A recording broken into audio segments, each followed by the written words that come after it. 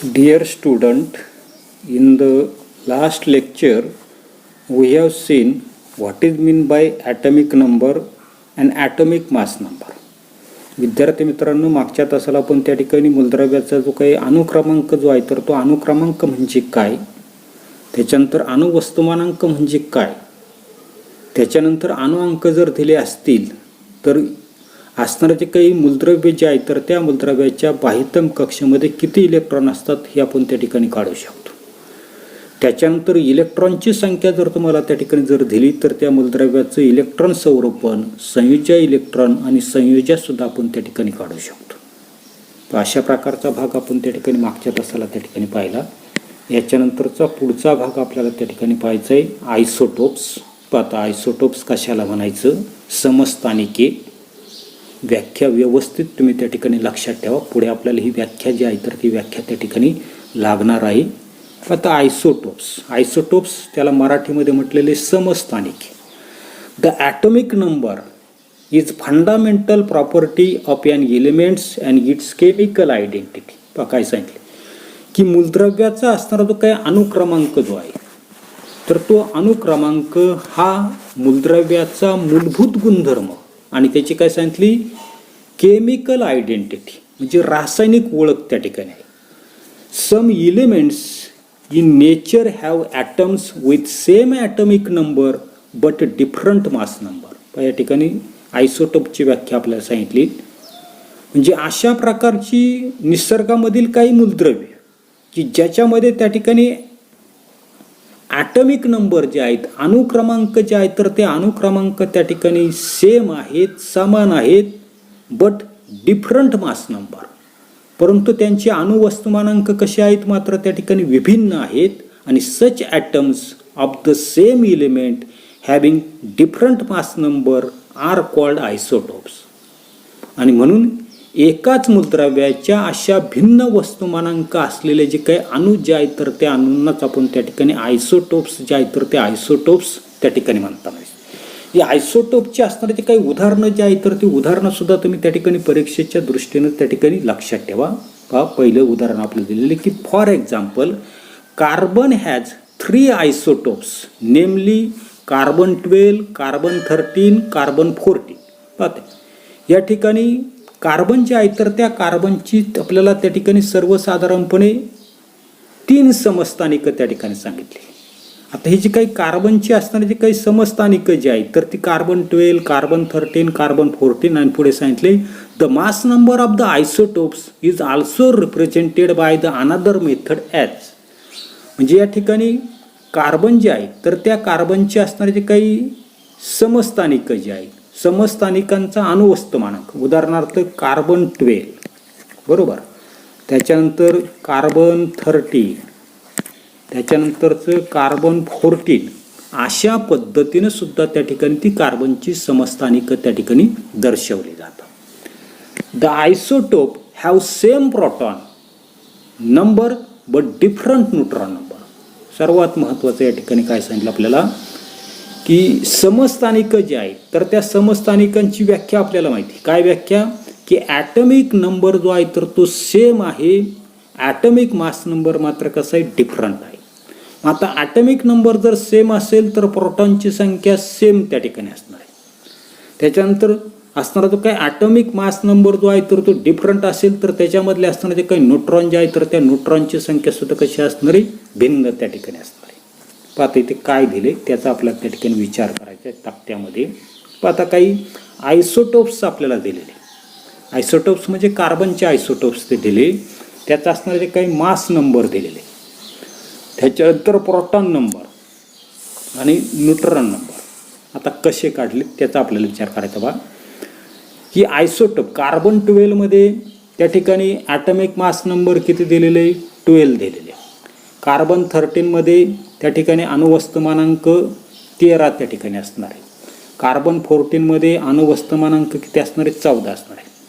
त्याच्यानंतर proton number किंवा atomic number. आता प्रोटॉन नंबर कसा असणार आहे, सर्वांमध्ये त्या ठिकाणी तिन्ही समस्थानिकांमध्ये सारखाच असणार आहे. म्हणजे तो किती सांगितलेला आहे, 6 त्या ठिकाणी आपल्याला सांगितलेला आहे बरोबर. आता याच्यावरून आपल्याला न्यूट्रॉन नंबर करायचा. आता न्यूट्रॉन नंबर कसा काढणार आपण? मास नंबरमधून प्रोटॉन नंबर काय करणार? वजा त्या ठिकाणी करा. म्हणजे 12मधून 6 गेले किती राहिली? 6. न्यूट्रॉनची संख्या 6. पुन्हा त्या ठिकाणी मास नंबरमधून प्रोटॉन नंबर वजा केले, 13मधून 6 वजा केले, 7 त्या ठिकाणी राहिले. त्याच्यानंतर कार्बन 14च्या बाबतीमध्ये न्यूट्रॉन आपल्याला त्या ठिकाणी काढायचे. पर 14 - 6 जर केले तर त्या ठिकाणी 8 त्या ठिकाणी राहिले. म्हणजे अशा पद्धतीने आपण न्यूट्रॉन जे आहे तर त्या न्यूट्रॉनची संख्या त्या ठिकाणी काढू शकतो. येते याच्यानंतर पुढे पाहता. पुढे कलेक्ट इन्फॉर्मेशन, माहिती त्या ठिकाणी आपल्याला मिळवायला सांगितली की हायड्रोजन हॅज 3 आयसोटोप्स. हायड्रोजन जो आहे तर त्या हायड्रोजनला 3 त्या ठिकाणी समस्थानिका असतात. They have separate names: hydrogen, deuterium and tritium. पाहता, ज्यांना त्या ठिकाणी NMS परीक्षेला जे विद्यार्थी बसले आहेत तर त्यांनी त्या ठिकाणी हे लक्षात ठेवायचे. साधे प्रश्न त्या ठिकाणी NMS परीक्षेला त्या ठिकाणी असतात. तर सर्वसाधारणपणे हायड्रोजनची एकूण 3 समस्थानिक. पहिलं जे समस्थानिक जे आहे तर त्याला हायड्रोजन त्या ठिकाणी म्हटलेले. दुसरं असताना जे काही समस्थानिक जे आहे तर त्याला ड्यूटेरियम त्या ठिकाणी म्हटलेले. आणि तिसरं जे समस्थानिक जे आहे हायड्रोजनचं त्याला त्या ठिकाणी ट्रिटियम त्या ठिकाणी म्हटलेले. येते आता पुढे काय म्हटलेलं आहे की find out their mass number, collect the information about what is heavy water from the internet. काय सांगितलेलं आहे तर या ठिकाणी जड पाणी, हेवी वॉटर म्हणजे काय याची माहिती त्या ठिकाणी इंटरनेटवरून आपल्याला त्या ठिकाणी मिळवायला सांगितलं. आता पुढे कंप्लीट द टेबल दिलेलं आहे. हायड्रोजनचे असणारे जे काही 3 समस्थानिक तर त्याचा आपल्याला त्या ठिकाणी विचार करायचा आहे. पहिलं हायड्रोजनचं समस्थानिक या ठिकाणी दाखवलेले H11. आता याच्यामध्ये असणारे जे काही प्रोटॉन नंबर जे आहे तर ते प्रोटॉन नंबर किती असणार आहे? 1 असणार आहे. न्यूट्रॉन नंबर सुद्धा त्याच्यामध्ये 1च असणार आहे. हायड्रोजनचं असणारं जे काही दुसरं असणारं जे काही समस्थानिक जे आहे तर त्या दुसऱ्या समस्थानिकाचा आपल्याला त्या ठिकाणी विचार जो आहे तर तो विचार त्या ठिकाणी करायचा आहे. पहा, इथे लिहितो मी H21. बरोबर. याचं नाव काय सांगितलं आपल्याला? ड्यूटेरियम. 2 आहेत म्हणून त्याला त्या ठिकाणी ड्यूटेरियम त्या ठिकाणी म्हटले. याच्यामध्ये असणारे जे काही प्रोटॉनची संख्या त्या ठिकाणी 1 असणार आहे. बरोबर.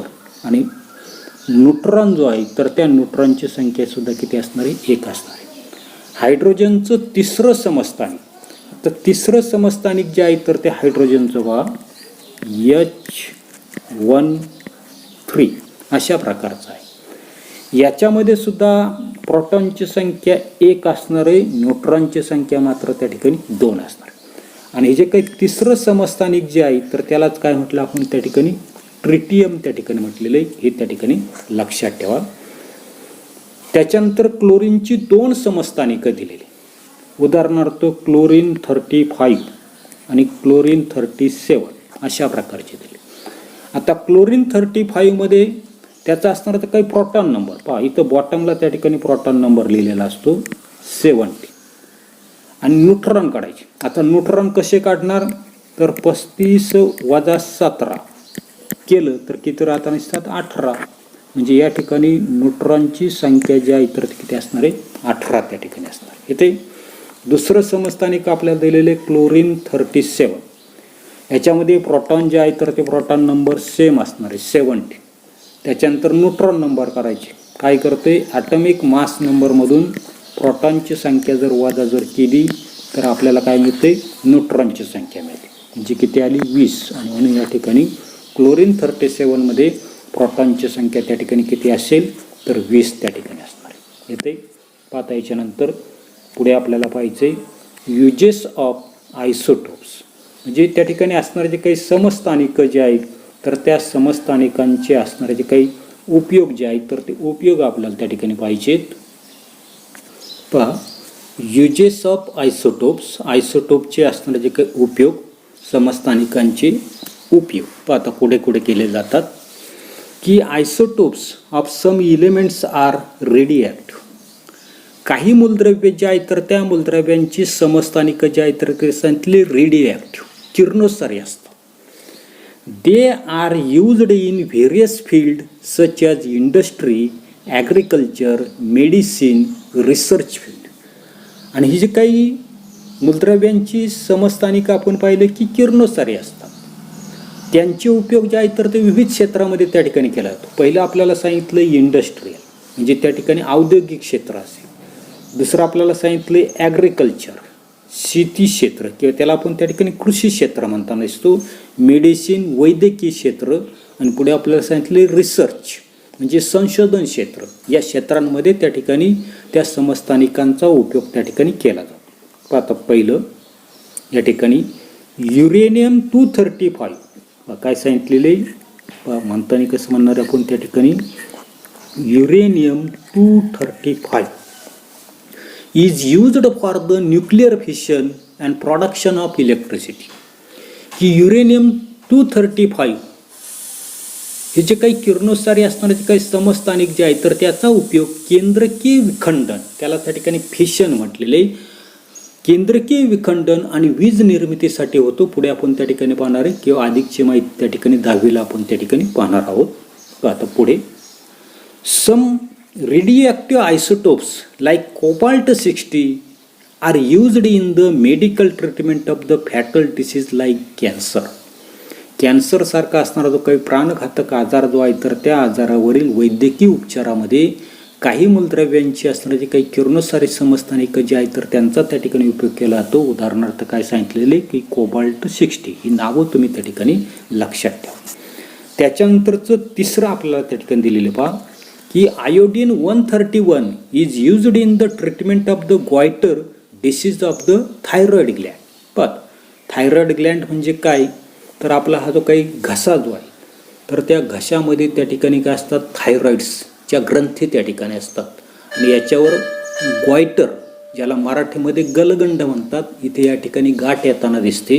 म्हणजे गॉयटर या थायरॉइड ग्रंथीच्या आजारावरील उपचारासाठी आयोडीन 131चा त्या ठिकाणी उपयोग जो आहे तर तो उपयोग त्या ठिकाणी केला जातो. चौथा आपल्याला दिलेलं आहे the radioactive isotopes are used for the dictation of cracks that is leakage in the underground pipes, for example sodium 24. पाहता की किरणोत्सारी मूलद्रव्ये जे आहेत तर त्यांच्या समस्थानिकांचा उपयोग जमिनीखालून गेलेले जे काही नळ जे आहेत तर त्या नळांमध्ये काही त्या ठिकाणी क्रॅक्स असतील, चिरा असतील, लिकेज असेल, गळती असेल तर हे शोधण्यासाठी त्याचा उपयोग केला जातो. याच्यासाठी सोडियम 24 हे त्या ठिकाणी आयसोटोप्स त्या ठिकाणी वापरलं जातं. त्याच्यानंतरचं पाचवं आपल्याला दिलेलं आहे की radioactive isotopes are used for the food preservation from microwaves. अन्नपदार्थ जे आहेत तर त्या अन्नपदार्थांचं मायक्रोवेव्ह म्हणजे सूक्ष्मजीव जे आहे तर त्या सूक्ष्मजीवांपासून प्रिझर्वेशन करायचे, परिरक्षण करायचे, जतन करायचे. आणि याच्यासाठी किरणोत्सारी मूलद्रव्ये जे आहेत तर त्या किरणोत्सारी मूलद्रव्यांचा उपयोग त्या ठिकाणी केला जातो. सहावं आपल्याला दिलेले the radioactive isotopes carbon 14 is used for the determine the age of the archaeological objects. की C14 हे जे काही किरणोत्सारी समस्थानिक जे आहेत तर त्याचा उपयोग आर्किओलॉजिकल ऑब्जेक्ट्स म्हणजे जीवाश्म जे आहे तर त्या जीवाश्मांचं वय ठरवण्यासाठी होतो. याच्याविषयीची माहिती आपण कार्बन डेटिंग 10वीला त्या ठिकाणी पाहणार आहोत. या ठिकाणी युजेस ऑफ आयसोटोप जे आहेत तर ते त्या ठिकाणी तुम्ही लक्षात त्या ठिकाणी ठेवा. याच्यानंतरचा पुढचा भाग आपल्याला पाहायचा आहे न्यूक्लिअर रिॲक्टर. आता न्यूक्लिअर रिॲक्टर म्हणजे काय तर अणुभट्टी. काय म्हटलेले अणुभट्टी. या ठिकाणी आकृतीमध्ये आपल्याला nuclear reactor Bhabha atomic research centre Mumbai, अणुभट्टी भाभा अणुसंशोधन केंद्र मुंबई या ठिकाणचं आपल्याला त्याची डायग्राम जी आहे तर ती डायग्राम त्या ठिकाणी दाखवलेली पहा. अणुभट्टी की nuclear reactor is a machine that generate electricity on large scale by using the atomic energy. C the figure 5.10. आता अणुऊर्जेच्या वापरानं मोठ्या प्रमाणावर वीज निर्मिती करण्याचं जे काही संयंत्र जे आहे तर त्यालाच त्या ठिकाणी अणुभट्टी त्या ठिकाणी म्हटलेली ती आपण आकृतीमध्ये त्या ठिकाणी आपल्याला दिसते. आता काय दिलेले in A nuclear reactor the nuclear energy is released by bringing about nuclear reaction on the nuclear fuel. या ठिकाणी असणारी जी काय अणुभट्टी जी आहे तर त्या अणुभट्टीमध्ये अणुइंधनावर केंद्रकीय अशा प्रकारच्या अभिक्रिया घडून त्या ठिकाणी आणतात आणि अणूमधील केंद्रकीय असणारी काही ऊर्जा जी आहे तर ती ऊर्जा रिलीज केली जाते, मुक्त त्या ठिकाणी केली जाते. Let us understand A nuclear reaction with example of nuclear fuel नेमली युरेनियम 235. मग आता या ठिकाणी संबंधित असणारी जी काही केंद्रकीय अभिक्रिया जी आहे तर ते आपल्याला समजून घेण्यासाठी युरेनियम 235 या अणुइंधनाचं उदाहरण जे आहे तर ते उदाहरण आपल्याला त्या ठिकाणी पाहायचं आहे. आता काय केलं जातं की on bombardment with slow speed of neutron the nucleus of the isotopes uranium 235 undergo nuclear fission to form a nuclei of 2 different elements krypton 92 and barium 141 and 2 R2 neutrons. पाहता अशाच प्रकारची रिॲक्शन जी आहे तर ते रिॲक्शन आपल्याला इयत्ता 10वीला सुद्धा त्या ठिकाणी दिलेली आहे. इथे आकृतीमध्ये सुद्धा आपल्याला ती रिॲक्शन त्या ठिकाणी दिलेली आहे. पाहता काय दिलेले त्याचा आपल्याला विचार जो आहे तर तो विचार त्या ठिकाणी करायचा. तर आता या ठिकाणी असणारी जी काही आकृती जी आहे तर त्या आकृतीमध्ये पहा काय सांगितलेलं आहे त्याचा आपल्याला त्या ठिकाणी विचार जो आहे तर तो विचार त्या ठिकाणी करायचा. आता आकृती जी आहे तर त्या आकृतीमध्ये आपल्याला लक्षात येत नसते की या ठिकाणी असताना जे काही युरेनियम 235 म्हणजेच त्या ठिकाणी युरेनियम 235 हे जे काही समस्थानिक जे आहे तर त्या समस्थानिकावर काय केलेलं आहे, न्यूट्रॉन जे आहे तर त्या न्यूट्रॉनची बॉम्बारमेंट त्या ठिकाणी केलेली आहे, मारा त्या ठिकाणी केली. मारा जर त्या ठिकाणी जर केला तर त्याचं विखंडन होतं आणि विखंडन होऊन आपल्याला या ठिकाणी पहा तर या ठिकाणी क्रिप्टॉन 92 आणि बेरियम 141 काय सांगितलेलं आहे की या ठिकाणी क्रिप्टॉन 92 आणि बेरियम 141 या वेगवेगळ्या मूलद्रव्याची केंद्रकं त्या ठिकाणी मिळतात आणि याच्यापासून आपल्याला 2 ते 3 असणारे जे काही न्यूट्रॉन जे आहे तर ते न्यूट्रॉन त्या ठिकाणी निर्माण होताना दिसतात. अशा प्रकारचे आपल्याला युरेनियम 235चं त्या ठिकाणी काय दाखवलेलं तर त्या ठिकाणी विखंडन आपल्याला त्या ठिकाणी आकृतीमध्ये दाखवलेले. अधिकची माहिती आपण इयत्ता 10वीला पुन्हा त्या ठिकाणी पाहणार आहोत. आता काय सांगितले की in this way a chain reaction of the nuclear fission takes place. See the figure. आत्ता आपण त्या ठिकाणी आकृती पाहिली तर अशा पद्धतीनं काय होता नसतंय तर त्या ठिकाणी केंद्रकीय विखंडनाची असताना जी काही शृंखला अभिक्रिया जी आहे तर ती शृंखला अभिक्रिया त्या ठिकाणी घडून येताना दिसते. A large amount of nuclear energies release during A chain reaction of the fission. आणि अशा पद्धतीनं आपल्याला त्या ठिकाणी केंद्रक जे आहे तर त्या केंद्रकामधून मोठ्या प्रमाणामध्ये केंद्रकीय ऊर्जा म्हणजे त्या ठिकाणी अणुऊर्जा जी आहे तर ती अणुऊर्जा त्या ठिकाणी निर्माण होताना दिसते. The chain reaction is kept under control to prevent the probable explosion. Explosion म्हणजे विस्फोट, प्रॉबेबल म्हणजे संभाव्य, म्हणजे संभाव्य विस्फोट टाळण्यासाठी ही जी काही शृंखला अभिक्रिया जी आहे तर ते काय करतात, कंट्रोल करतात, नियंत्रित त्या ठिकाणी केली जाते.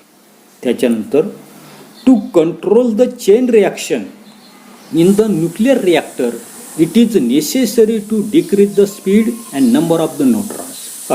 अणुभट्टी जी आहे तर त्या अणुभट्टीमध्ये शृंखला अभिक्रिया आपल्याला त्या ठिकाणी कंट्रोल करायची, नियंत्रित करायची.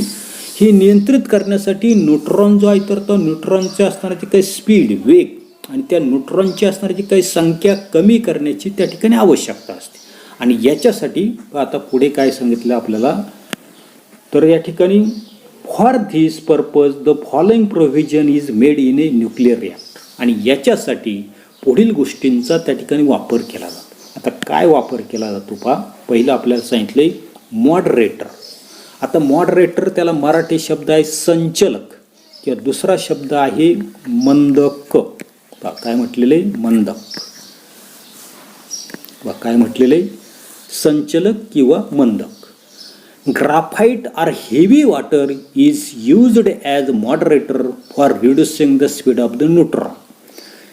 आत्ता आपण पाहिले की अणुभट्टीमध्ये शृंखला अभिक्रिया नियंत्रित करण्यासाठी न्यूट्रॉनचा वेग त्या ठिकाणी कमी करावा लागतो किंवा त्या ठिकाणी न्यूट्रॉनची संख्या त्या ठिकाणी कमी करण्याची आवश्यकता असते. आणि याच्यासाठी असणारा जो काही न्यूट्रॉन जो आहे तर त्या न्यूट्रॉनचा वेग कमी करण्यासाठी ग्राफाइट किंवा हेवी वॉटर जड पाणी याचा त्या ठिकाणी मॉडरेटर म्हणून, संचालक म्हणून किंवा मंदक म्हणून त्या ठिकाणी वापर केला. दुसरं आपल्याला त्या ठिकाणी सांगितलं कंट्रोलर नियंत्रक. To reduce the number of neutrons by absorbing them, rods of boron, cadmium, beryllium etcetera are used as the controller. की न्यूट्रॉन जे आहेत तर ते न्यूट्रॉन काय करायचे, ॲब्सॉर्ब करायचे, म्हणजे शोषून घ्यायचे आणि शोषून घेऊन त्यांची असणारी काही संख्या जी आहे तर ती संख्या त्या ठिकाणी कमी करायची, रिड्यूस करायची. याच्यासाठी बोरॉन असेल, कॅडमियम असेल किंवा बेरिलियम असेल, ही जी काय असणारे जे काही याच्या असणारे काही रॉड म्हणजे कांड्या ज्या आहेत तर त्या कांड्यांचा नियंत्रक म्हणून वापर जो आहे तर तो वापर त्या ठिकाणी केला. The heat produce in the fission process is taken out by using the water as the coolant. आता कूलंट म्हणजे शीतक. विखंडन प्रक्रिया जी आहे तर त्या विखंडन प्रक्रियेमध्ये निर्माण झालेली जी काही उष्णता जी आहे तर ती उष्णता पाण्याचा शीतक म्हणून त्या ठिकाणी वापर करून बाजूला त्या ठिकाणी काढली जाते. Water is transform in to the steam, म्हणजे त्या ठिकाणी ती उष्णता जी आहे तर त्या उष्णतेच्या साह्यानं पाणी त्या ठिकाणी तापवलं जातं. पाण्याची त्या ठिकाणी वाफ जी आहे तर त्या वाफेमध्ये त्या ठिकाणी रूपांतर केलं जातं आणि by means of this steam turbines are driven and electricity is generated. आणि ही जी काही पाण्याची जी काही वाफ जी आहे तर त्या पाण्याची वाफ करून वाफेच्या साह्यानं टर्बाईन त्या ठिकाणी चालवलं जातं. वीज निर्मिती त्या ठिकाणी होताना दिसते. आता कशा पद्धतीची वीज त्या ठिकाणी निर्माण होताना दिसते तर ते इयत्ता 10वीला विज्ञान भाग 1मध्ये असणारं जे काही 5वं प्रकरण टुवर्ड्स द ग्रीन एनर्जी, हरित ऊर्जेच्या दिशेने ही प्रकरण त्या ठिकाणी आपल्याला आहे. तर त्यावेळेला अधिकची असणारी जी काही माहिती जी आहे तर ती माहिती आपण त्या ठिकाणी पाहणार आहोत. पाहता याच्यानंतर पुढे in India total 22 nuclear reactor in 8 places are function. पाहता की भारतामध्ये 8 ठिकाणच्या असणारे काही अणुवीज निर्मिती केंद्र जे आहे तर त्याच्यामध्ये एकूण 22 अणुभट्ट्या त्या ठिकाणी कार्यान्वित आहे. आता त्याच्यापैकी मगाशी आपण पाहिलेली जी काही अप्सरा, काय नाव आहे, Apsara at Bhabha atomic research centre in Mumbai is the first nuclear reactor in India which went critical on the 4th August 1956. पाहत अप्सरा ही मुंबईच्या, मगाशी आपण चित्र पाहिलं, मुंबईच्या भाभा अणुसंशोधन केंद्रामध्ये 4 ऑगस्ट 1956 रोजी त्या ठिकाणी कार्यान्वित झालेली भारतातील पहिली अणुभट्टी त्या ठिकाणी. India has large reserves of element thorium 232. की भारतामध्ये थोरियम हे जे काही रेडिओ ॲक्टिव्ह आयसोटोप्स आहे किंवा रेडिओ ॲक्टिव्ह त्या ठिकाणी एलिमेंट्स आहे तर या मूलद्रव्याचे साठे भारतामध्ये मोठ्या प्रमाणात त्या ठिकाणी आढळलेले आहेत किंवा आहेत. आणि therefore Indian scientist have develop A future plan for nuclear reactors based on production of the isotopes uranium 233 from thorium 232. आणि म्हणून त्या ठिकाणी काय पाहिलं आपण की भारतामध्ये थोरियम 232 या मूलद्रव्याचे साठे मोठ्या प्रमाणात असल्यानं असणारे जे काही इंडियन सायंटिस्ट, भारतीय वैज्ञानिक जे आहेत तर त्यांनी पुढील काळासाठी थोरियम 232 पासून युरेनियम 233 या समस्थानिकाच्या निर्मितीवर आधारित अणुभट्टीची योजना जी आहे तर ते त्या ठिकाणी विकसित त्या ठिकाणी केलेली आहे. Use of ICT collect detailed working information of atomic reactor from www.youtube.com and show video in the class.